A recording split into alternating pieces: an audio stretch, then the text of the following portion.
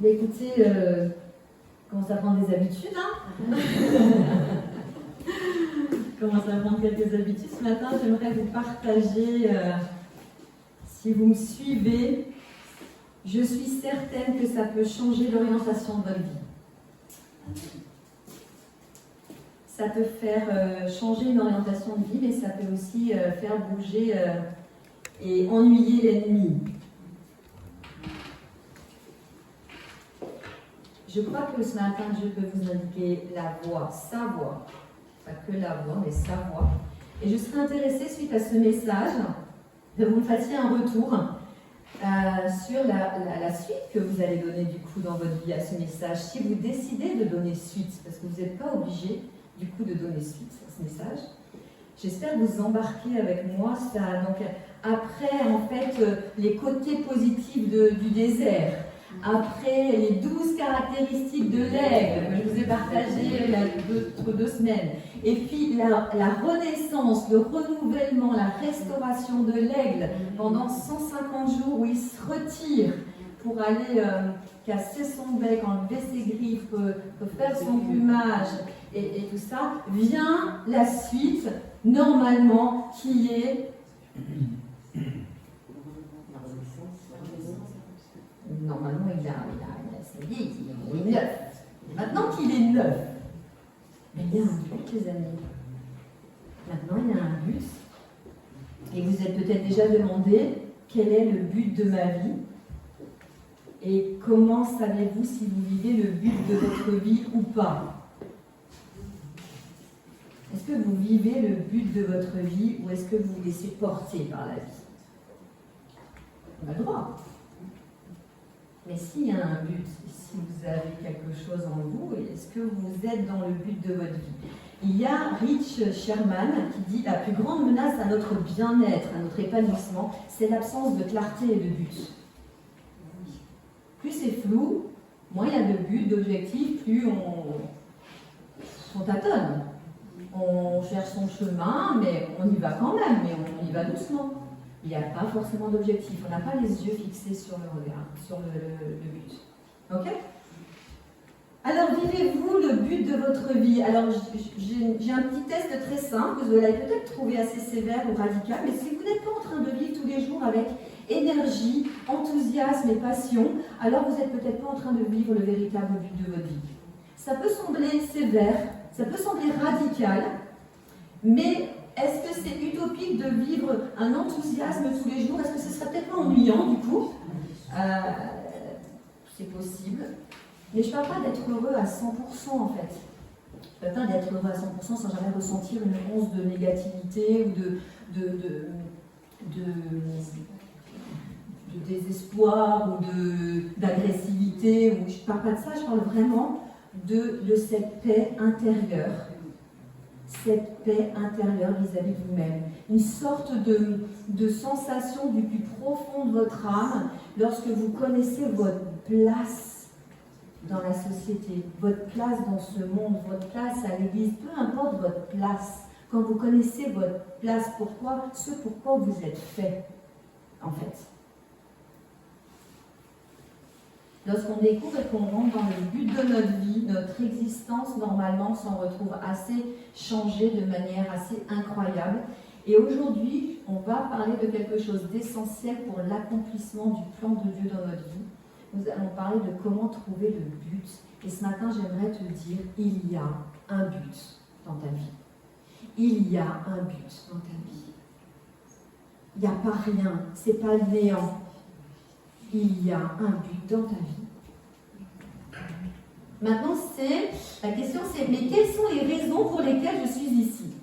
Qui s'est jamais posé? Moi, la première, mais pourquoi Nad elle est sur Terre? C'est quoi le projet? C'est quoi le plan?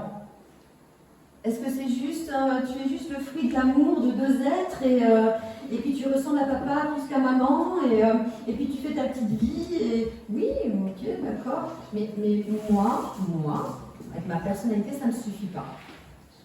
Ça ne me suffit pas. On va lire Luc 4, 18. On va voir comment trouver donc, le but de notre vie, mais on va lire Luc 4, 18.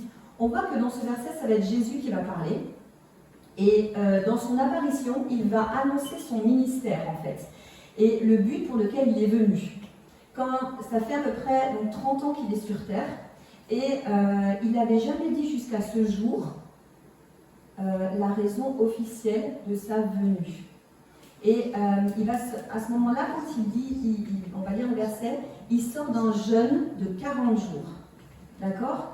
Et il dit, l'Esprit du Seigneur est sur moi, parce qu'il m'a oint pour annoncer une bonne nouvelle aux pauvres.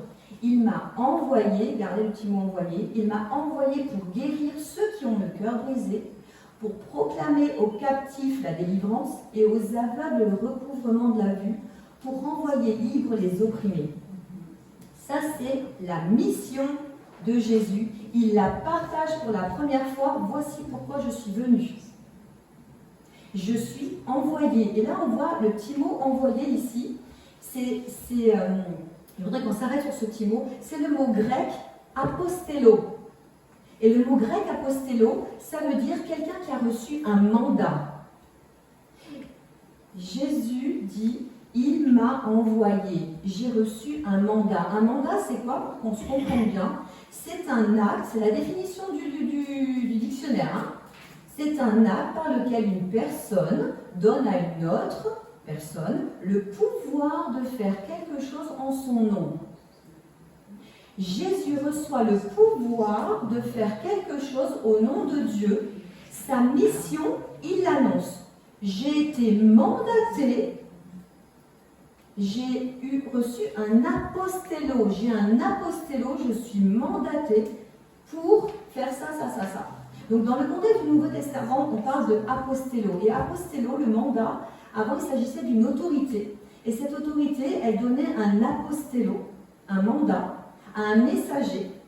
Et ce messager, il avait donc ce mandat, et c'était dans un temps très défini. Il y avait une date d'échéance en fait pour ce mandat. Et Jésus, lui, il va arriver en fait dans ce cadre-là. Il est mandaté, il a un temps particulier pour le dire, pour l'annoncer. C'est une fenêtre en fait très précise de temps temporel où il faut que ce soit maintenant.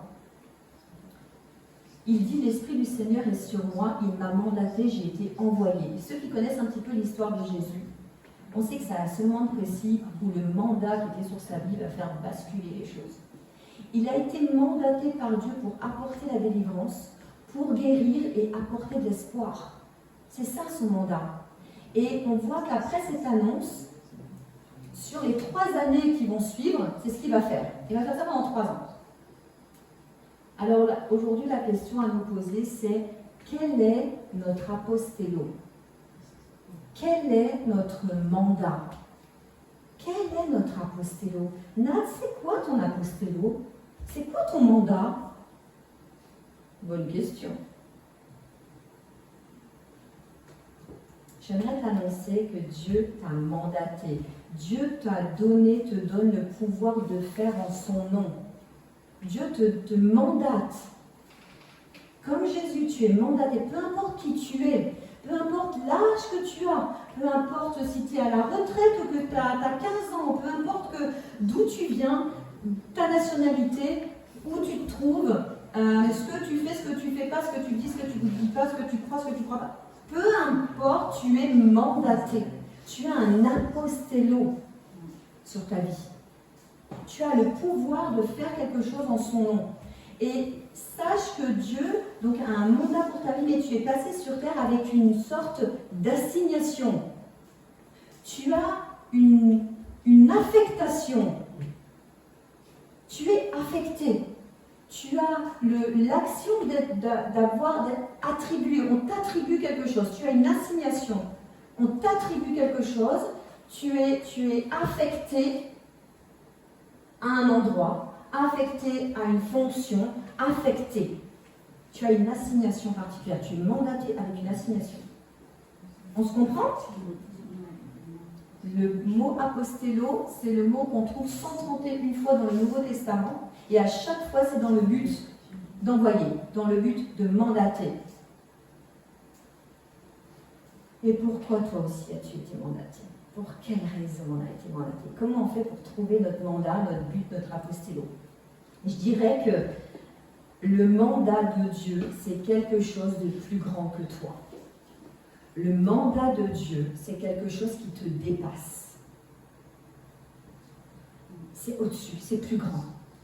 C'est pas à ton niveau, on va le voir, c'est pas râler la crête là. C'est pas éventuellement si tu peux faire ça, vas-y. C'est bien plus haut, c'est plus grand que nous, ça nous dépasse. Si tu veux savoir quel est le mandat de Dieu, la première chose que tu dois regarder, c'est que c'est quelque chose qui va te dépasser. C'est ton rêve qui va te dépasser, ta pensée qui va te dépasser, qui va être beaucoup plus grand et impossible à atteindre des fois. Et à cause de ça, quand on a quelque chose à cœur, quand on a quelque chose dans nos tripes, la plupart du temps, les gens fuient le mandat. Ils abandonnent le mandat. Ah non, c'est beaucoup trop. En fait, j'ai vraiment quelque chose à cœur. Combien de fois j'entends ça? J'ai à cœur ça. J'ai à cœur ça, mais vraiment, ok, vas-y, on t'en met des marches. Non. On fuit, on abandonne le mandat. On ne répond pas au mandat. Dieu appelle, Dieu te montre, c'est grand, c'est fort, mais non, c'est trop pour moi. C'est trop gros pour moi, j'y arriverai pas. Et on n'a pas moyen de donner une procuration à quelqu'un pour nous représenter et faire le mandat, notre mandat. C'est pas possible. Le mandat est attaché à vous et à personne d'autre. La base, c'est vraiment que c'est quelque chose de plus grand. Et Dieu aime utiliser les dimensions extraordinaires qui nous dépassent.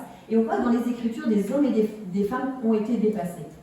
Luc 9.1 dit, Jésus ayant rassemblé les 12, donc les 12 disciples, leur donna force et pouvoir sur tous les démons avec la puissance de guérir les malades. Il les envoya, encore une fois, donc apostello, prêcher le royaume de Dieu et guérir les malades. Il les envoya, encore une fois, le mot apostello pour prêcher le royaume de Dieu. Mais quand on cherche et quand on étudie la Bible, on s'aperçoit bien qu'il les envoie faire quelque chose qui est au-delà de leurs expériences, au-delà de leurs capacités, au-delà de leur éducation, au-delà de leur savoir-faire. C'est quelque chose qu'ils ne peuvent pas faire par eux-mêmes, c'est quelque chose de fou, quelque chose de dingue. Imaginez que vous preniez des gars, les gars là, c'est des charpentiers, c'est des bergers, c'est des collecteurs d'impôts,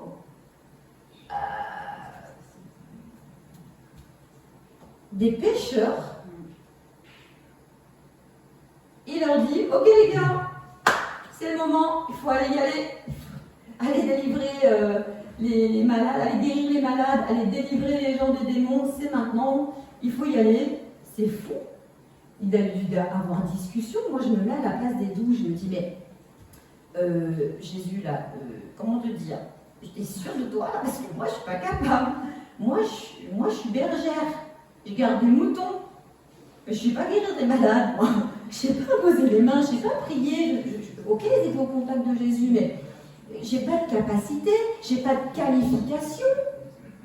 Je fais quoi, moi? Comment ça marche? Je suis sûre qu'ils ont dû se dire, mais pas possible. Je pense qu'ils se trompent. Ils nous envoient, mais il ne sait rien de nous, là. C'est pas possible de nous envoyer alors qu'on n'a rien, on ne sait pas faire. Il est sérieux, pour de vrai. L'une des façons de trouver ce que Dieu veut faire avec nous, les amis, la plupart du temps, c'est de sonder notre cœur. Sonder notre cœur devant Dieu, très sincèrement. Seigneur, je sonde mon cœur. Est-ce que nous sommes, est-ce que nous ressentons que nous devrions faire? Nous le savons, mais que nous avons peur de faire. Parce que ça nous dépasse. Parce que je ne suis pas à la hauteur. Et c'est ça le mandat de Dieu.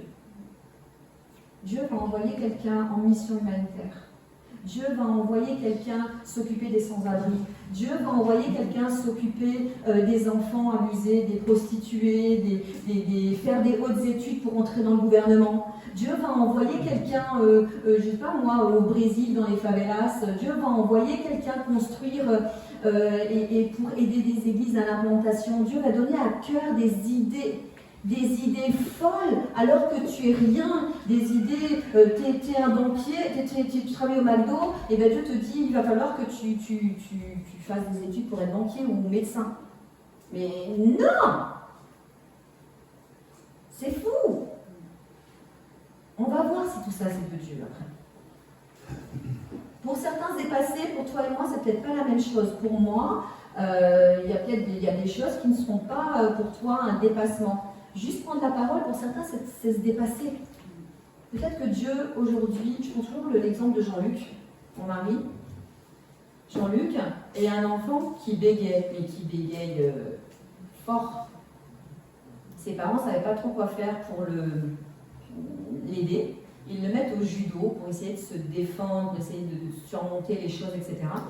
C'est loin ils sont 4 garçons.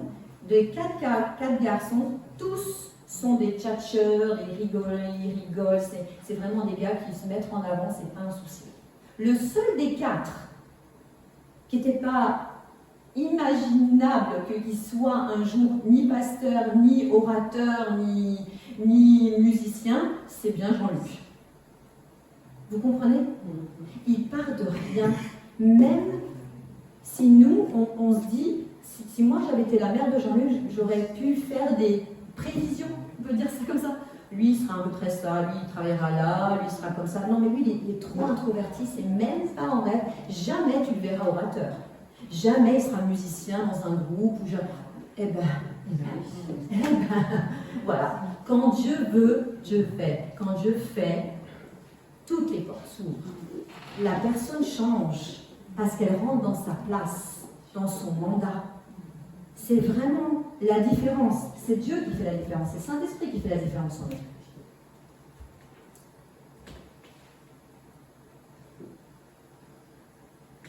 Bien souvent, j'entends des gens qui disent « j'ai pas le budget pour mes études, ça va être super difficile. J'ai pas le visa pour aller là-bas. J'ai à cœur d'aller au Sri Lanka, mais comment te dire? Je peux pas. J'ai pas le visa, ça avorte. Il y a trop de papiers à faire, un dossier à monter pour... J'ai monté une structure d'accueil, monter un café solidaire, une boutique solidaire. Je sais pas, moi, ce que vous pouvez avoir dans vos tripes. On a peur parce que ça nous dépasse, parce que ça demandera beaucoup trop d'efforts, et parce que, finalement, si ça avorte, c'est que c'est pas de Dieu, c'est pas le mandat. Mais ça peut être aussi le mandat, et on choisit de l'écarter.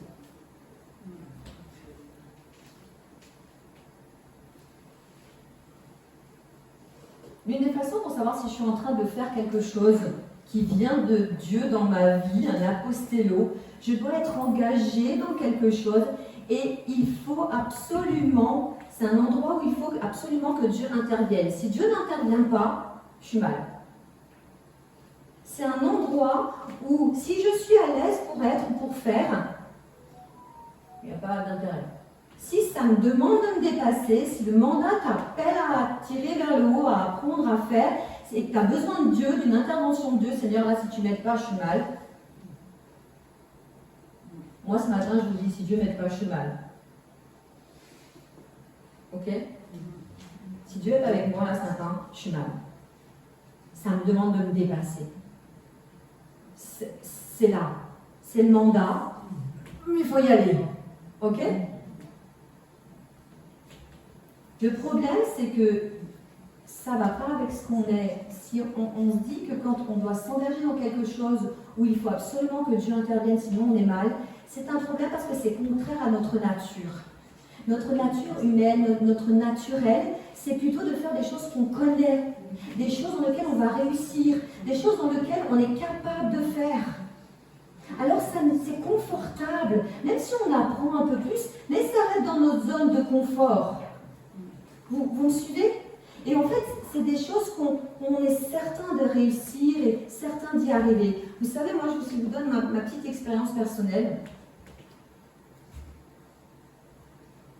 Franchement, ce que je vous dis aujourd'hui, ce matin, j'espère vraiment vous le véhiculer correctement. Parce qu'en fait, en me préparant, je me suis dit, mais qu'est-ce que j'aurais aimé entendre mon message plutôt? Pourquoi? Parce que moi, quand je me marie, j'ai 18 ans. J'ai ma première fille, j'ai à peine 19 ans. Et j'ai pas de diplôme. J'ai 0 diplôme. J'ai pas de bac. J'ai un niveau bac, mais j'ai pas de bac. J'en avais rien à cirer. J'aimais les études, hein, pourtant, hein, mais j'ai rencontré l'amour de ma vie qui a, dans la balance, fait pencher la balance. Ce qui fait que plus rien n'avait d'intérêt, plus rien n'avait d'attrait. J'ai laissé tomber et je me suis mis en ménage avec lui, etc., etc. Et en fait, il ne s'est pas passé que ça. Je n'ai pas de diplôme, c'est une chose, mais dans ma tête, dans mon cœur, pas de diplôme, tu peux que faire femme de ménage. Pas plus, pas moins. Dans ma tête, c'était arrêté. Je ne peux justifier de rien. Je ne suis capable de rien. J'ai 0 diplôme, j'ai 0 qualification. Qu'est-ce que tu veux que je mette sur mon CV? Un mensonge? Je l'aurais pas fait. Parce qu'en fait, j'aurais été trop mal de me retrouver dans la personne et qu'elle me demande bon, vas-y, montre-moi ce que tu sais faire. Donc, je me suis cantonnée pendant des années à être femme de ménage. Il n'y a pas de sous-métier, j'ai pas un problème avec les femmes de ménage. Quand on peut faire du ménage aujourd'hui, j'aime ça. C'est juste que, vous vous rendez compte qu'en fait, pendant des années, c'est comme si l'ennemi m'avait dit t'es capable de faire que ça. Tu n'as pas de diplôme, c'est ça ta vie. Mais avec ou sans diplôme, on sait qu'on peut faire autre chose, autrement. Aujourd'hui, on le sait. Mais avant, sans diplôme, next, fallait pas de chance. Mais là, en tout cas, moi, je me suis mise dans cet état-là. Si j'avais entendu qu'il y avait un mandat sur ma vie, et que Dieu était bien au-dessus de ça, que Dieu, ce que j'avais dans mes tripes, c'était le mandat de Dieu, je me serais mis en route, en formation, j'aurais cherché. Là, comment vous dire? Oh non, je ne sais pas. On s'empêche de réaliser, de découvrir notre mandat, notre apostello, et on se met des limites juste à notre pensée, c'est je suis capable ou non. Et ça arrête à ça. Et c'est dommage parce que Dieu est bien plus grand et bien plus impliqué que ça. Luc 9, 1. Faut juste comprendre, Dieu va toujours nous accorder ce qui est nécessaire pour accomplir le mandat impossible qu'il nous demande. Il va toujours faire ça. Jésus, ayant assemblé les 12, on l'a vu tout à l'heure, leur donna force et pouvoir sur tous les démons avec la puissance de guérir les malades. Il leur donne force et pouvoir sur tous les démons. Le mot force, c'est exousia, ça veut dire autorité. Il leur donne autorité, pouvoir intensifié. On l'a chanté tout à l'heure. Il nous donne force et courage, il nous donne autorité. Il nous donne autorité, il leur donne autorité, un pouvoir intensifié. Il leur demande d'aller faire quelque chose qui les dépasse, mais il leur donne l'autorité qui va avec et le pouvoir de l'accomplir. Le mot pouvoir, c'est le mot dynamis qui veut dire énergie, mais habilité. Il leur donne force, autorité, pouvoir, habilité, énergie pour faire, pour aller, pour accomplir. T'inquiète pas, Dieu te dit, j'assure, je suis derrière toi. Va. T'es une femme de ménage, tu as à cœur de ça, vas-y, je suis avec toi, je te donne force et courage, autorité et habilité. C'est ça qu'il te dit. Encore une fois, il demande à ses disciples de faire quelque chose de démesuré. Mais c'est le mandat de Dieu, il doit faire confiance. Il doit faire confiance à Dieu. C'est pour ça qu'il est essentiel que ce soit dans ta vie, dans le choix de ton conjoint, dans tes études, dans ton ministère, dans ton orientation professionnelle, dans tes rêves, dans tes projets de business, dans peu importe ce que tu veux, tu dois constamment te poser cette question. Est-ce que j'ai reçu le mandat de Dieu? Est-ce que j'ai reçu l'apostello de Dieu? Quand on a un mandat, on peut normalement... quand on a un mandat, je vais exprimer ça. Quand on a un mandat, tu peux aller là où normalement tu ne peux pas aller quand tu as un mandat. Tu peux aller là où normalement tu ne peux pas aller. Quand il y a un policier même s'il le veut, qui vient chez toi, il n'a pas l'autorité de rentrer chez toi. En France, c'est ça la loi. Hein. Si un policier, même s'il le veut, n'a pas l'autorité de rentrer chez toi, il ne rentrera pas, même s'il soupçonne quelque chose, il ne rentrera pas. Pour rentrer chez toi, il lui faut un mandat du juge. Et un policier qui a un mandat du juge, tu peux faire ce que tu veux, il rentre chez toi, il fouille tes affaires. Vous comprenez? Il est mandaté. Il a le droit de faire ça, il a l'autorité, il est mandaté. Et c'est pareil pour toi et pour moi, quand tu es mandaté, tu vas où tu veux, tu fais ce que tu veux parce que tu as l'autorité.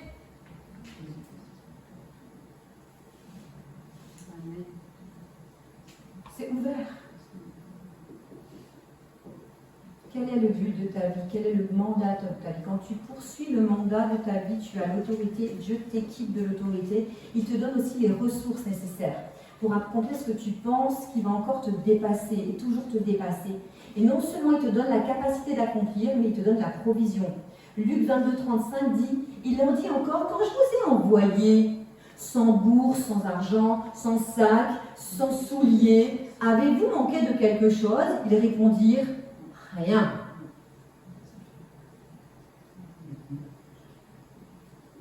Il les envoie sans argent, sans sac, sans souliers. Et les pauvres, quoi. Bichette. Ça veut dire rien. Est-ce que vous avez manqué de quelque chose? Ils répondent rien. Pourquoi? Vous savez pourquoi?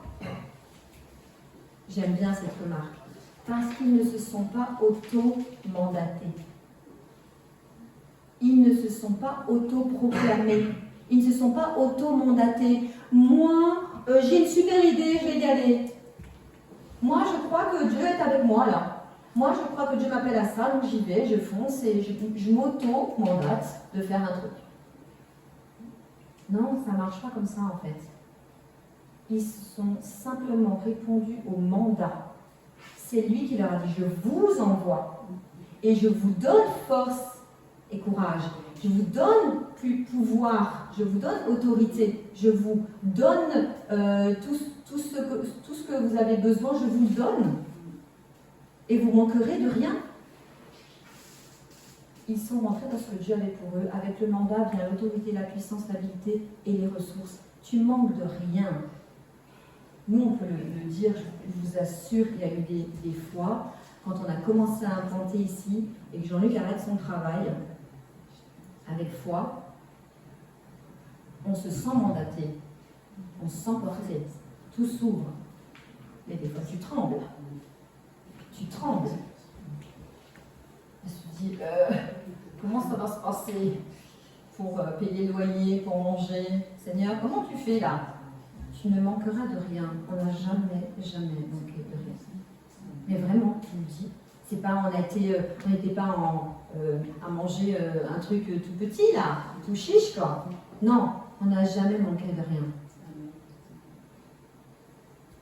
Comment trouver le but de ma vie? Je dois chercher le mandat de Dieu.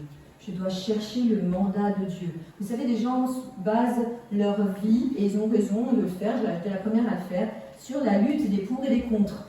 Je dois déménager, ok, pour, contre, et je fais des listes. C'est bien que je déménage parce que je vais trouver le soleil dans le sud. Non, mais il ne faut pas que je déménage parce qu'en fait, je perds mon travail. Alors, comment je fais? Et on fait la liste des pour et des contre. Ok, on fait tous comme ça. Oui, il n'y a pas de mal à le faire. Mais j'aimerais t'annoncer que si Dieu a un mandat, un apostello sur ta vie, ta liste des contre, elle peut être super longue. Quand tu es mandaté, tu es mandaté. C'est dans cette direction qu'il faut aller. Parce que Dieu est avec toi. Dieu t'accompagne, te donne la provision, Dieu donne l'autorité, Dieu donne tout. Tout est full, tout est ouvert. Tout. C'est dans cette direction qu'il faut aller, qu'il faut se dépasser. Et là où ta liste des comptes est très très longue, il y aura la provision, il y aura la bénédiction, il y aura les portes ouvertes, la force, l'autorité. Quand tu rentres dans ton mandat, tu es épanoui. Et je reviens à mon introduction. Tu es épanoui, tu es heureux. Pourquoi? Parce que lorsque tu poursuis ton but, il y a une sorte d'énergie incroyable, de motion, d'énergie qui te met en puissance et c'est une force inépuisable. Tu es inépuisable parce que tu es à ta place. Tu es dans ton mandat. La capacité de poursuivre le mandat, le but, te remplit d'énergie, d'entrain, de passion. Tu es passionné. Combien on sait que la passion est un moteur? The moteur. Moi, je suis une passionnée de Jésus. Je ne serais pas là sinon, je vous le dis. Si je n'étais pas passionnée, je ne serais pas là. Je ne pourrais pas, ça ne va pas avec ma personnalité et avec ma nature. J'aime mon travail. Si je n'aime pas mon travail, on fera le strict minimum et salut. Quand on aime son travail, on veut que l'entreprise grandisse, qu'elle prospère, on veut mettre les moyens, parce qu'on est partie d'une équipe et on veut y aller. C'est ça la passion, c'est ça l'engouement, c'est ça l'enthousiasme. Je vais conclure avec le psaume 139, 13 qui dit « C'est toi qui as formé mes reins, qui m'as tissé dans le sein de ma mère, c'est toi qui as formé mes reins. » Le mot formé, c'est le mot kana, c'est toi qui m'as créé, c'est la racine. Notre origine est de Dieu, ton origine est en Dieu. Il y a quelqu'un qui dit, un pasteur qui a dit, tu viens de l'usine de Dieu. C'est lui qui fabrique, c'est l'usine, c'est lui. Le boss, c'est lui de l'usine. Tu as été créé et formé par Dieu pour un but précis. Et tisser, quand il dit tisser, c'est joindre les parties ensemble. C'est le langage du créateur. Vous comprenez? Quand il va concevoir un produit, eh bien, il va concevoir, c'est le créateur. Et quand on veut connaître un produit, on va dans le manuel du créateur. Et dans le manuel du créateur, on voit ses intentions. Par exemple, si je prends mon téléphone, ben moi avec mon téléphone, il me sert à téléphoner, ok, à écrire, à prendre des notes, à aller quelquefois sur les réseaux. C'est à peu près tout. Le GPS, c'est ma vie.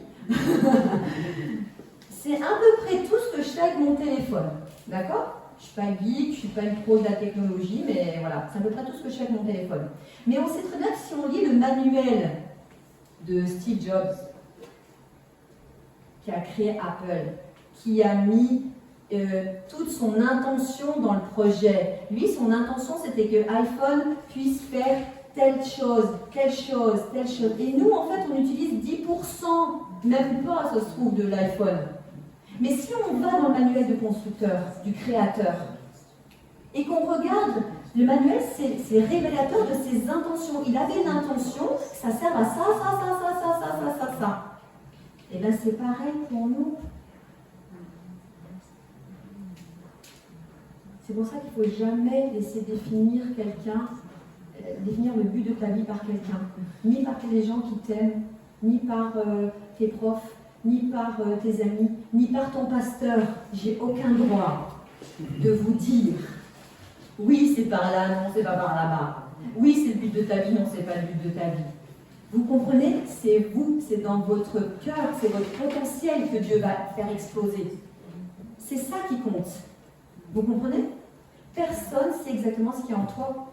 Et c'est pour ça qu'il y a des gens qui vont passer à côté et qui vont utiliser que des fonctions sommaires, en fait, de l'appareil que vous êtes. Vous n'allez utiliser que 10% de ce que vous êtes. C'est dommage. Parce que Dieu crée l'envie de faire. Et on n'y va pas, on n'ose pas.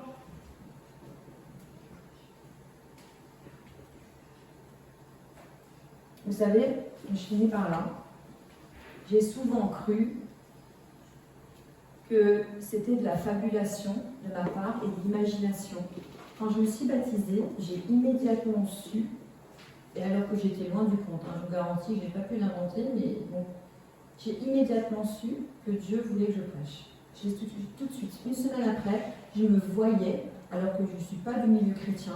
Je me suis baptisée, j'étais catholique, mais je n'avais pas de vie d'église. Mais j'ai immédiatement su ça. Il a fallu plus de 20 ans. Mais dans ces 20 ans, tout m'a été montré comme si c'était de la fabulation, de l'imagination, de l'imaginaire. Et mon rêve est passé par toutes ces étapes. Du coup, si j'avais entendu que j'avais été mandatée, que Dieu m'avait donné, je ne l'ai pas cherché, je ne me suis pas auto-mandatée. C'est Dieu qui met quelque chose sur une étiquette sur la vie de quelqu'un et qui lui dit c'est ça, c'est là qu'il faut que tu partes. Pas là, c'est par là. Mais si tout l'entourage, et moi j'ai écouté mon entourage, me dire jamais, même pas en rêve, c'est pas possible. Petit à petit, tu t'éteins. C'était pas de l'imaginaire. Tout ce que j'ai vu, c'était pas de l'imaginaire. Je ne sais pas ce qu'il vous dans votre cœur, je ne sais pas ce que vous avez dans vos tripes. Il est dit que si ça perdure plus de 5 ans dans vos tripes, moi je l'avais dans mes tripes, ça me faisait souffrir en fait. Si vous l'avez dans vos tripes plus de 5 ans, ils disent que c'est vraiment quelque chose de... c'est en vous. Si vous devez monter une entreprise de je ne sais pas quoi, je sais pas moi, de bois, j'en sais rien, montez-la. Si vous devez... C'est toujours dans le but de témoigner, dans le but de servir pour la cause de Dieu. Tout ce que vous allez faire, ça va être béni, donc forcément vous allez témoigner, forcément vous allez propager la parole de Dieu, forcément vous allez bénir les gens. Forcément. Donc cherchez, ce matin je voudrais que dans votre cœur, il est cette question, cette prière. Seigneur, c'est tout simple. Quel est mon mandat? Quel est mon apostélo? Je veux rentrer dans mon apostélo, quoi qu'il coûte, quoi que ça me demande. Je veux croire en mon apostélo. Que tu sois retraité, jeune, malade, peu importe, tu as un apostélo. Ne passe pas à côté. C'est dommage. C'est dommage de ne pas connaître cet épanouissement quand on est à sa place. On ferme les yeux, on prie, je prie pour vous, et on va se séparer sur ça. Seigneur, demande si tu peux mettre un fond musical, c'est bien. Seigneur, je voudrais te remercier pour ce partage de ce matin. J'espère que j'ai pu donner ce que tu voulais que je puisse semer, Seigneur. Merci, mon Dieu, pour cette parole, pour cet encouragement. Donne-nous à chacun de trouver notre apostélo, notre mandat. Tu nous as envoyés avec le pouvoir de faire en ton nom, le pouvoir de créer une entreprise, de pouvoir d'aider, de témoigner, d'être présent, de restaurer les cœurs brisés, de renouveler les ponts avec notre famille, des choses, Seigneur, on ne sait pas, je ne sais pas ce qu'il y a dans le cœur, le potentiel qu'il y a dans chacun, mais je sais que tu nous appelles tous, tu nous envoies tous et toutes. Seigneur, donne le mandat, donne l'apostélo. Je te prie, Saint-Esprit, pour que ce matin, il y ait ton unique voix qui parle dans leur cœur. Qu'il n'y ait pas quand on sort de là, Seigneur, qu'il n'y ait pas les oiseaux qui viennent voler la semence.